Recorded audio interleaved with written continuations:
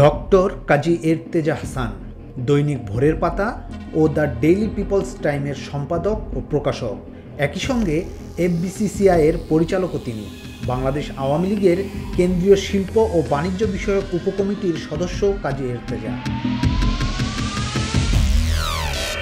1 November রাতে রাজধানীর গুলশান এলাকা থেকে কাজী ইরতেজাকে ধরে নিয়ে যায় পিবিআইয়ের একটি দল।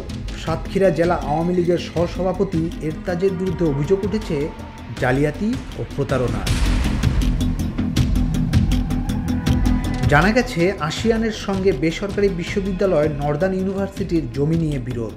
রাজধানীর ফার্মগেটে যে ভবনে ভোরের পাতার কার্যালয়, সেখানেই আগে নর্দার্ন ইউনিভার্সিটির ক্যাম্পাস ছিল। এর আগে নর্দার্ন ইউনিভার্সিটির চেয়ারম্যান অধ্যাপক আবু ইউসুফ সহ আরও 2 জনকে ধরেছিল পিবিআই।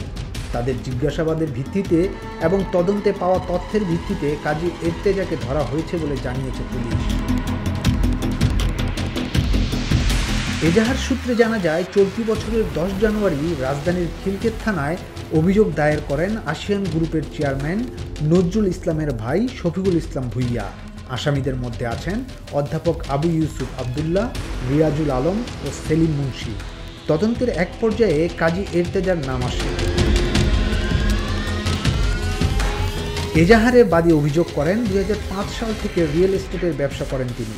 কাজী শামীম মাহাদি নামে এক বন্ধুর সুবাদে মিডিয়ার সঙ্গে সুসম্পর্ক গড়ে ওঠে তার। তিনি তার পরিচিত বিভিন্ন ব্যক্তিকে আসিয়ান ল্যান্ডসের প্রজেক্টে প্লট বুকিংয়ের ব্যবস্থা করে দেন। 2010 সালের দিকে এই বন্ধুই নর্দার্ন ইউনিভার্সিটির ক্যাম্পাসের জন্য জমির কথা বলেন।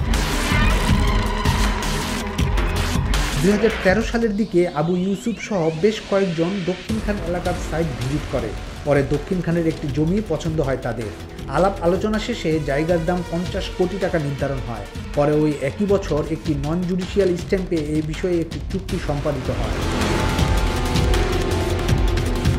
চুক্তিপত্রে উল্লেখ করা হয়, 2013 সালের 30 আগস্টের মধ্যে পুরো টাকা পরিশোধ করা হবে, কিন্তু নির্ধারিত সময়ের মধ্যে তারা 30 কোটি টাকা দেন।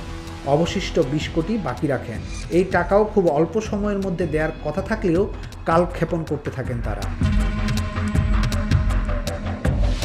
এর মধ্যে সেই জায়গায় প্রাইভেট ইউনিভার্সিটি তৈরির কাজ শুরু হয়ে যায়। 2013 সাল থেকে 2019 সাল পর্যন্ত বিভিন্ন সময়ে প্রতিশ্রুতি দিয়েও টাকা পরিশোধ করেননি তারা। হঠাৎ করে একদিন অধ্যাপক আবু ইউসুফ বাদীকে জানান, তারা বাকি টাকা পরিশোধ করে দিয়েছেন। আসলে আসিয়ান গ্রুপের চেয়ারম্যান নজরুল ইসলামের স্বাক্ষর জাল করে তারা জমির রেজিস্ট্রি করে নেয়। এ সময় জমির মূল্য দেখানো হয় 9 কোটি 33 লাখ টাকা। সাদা কালো নিউজ।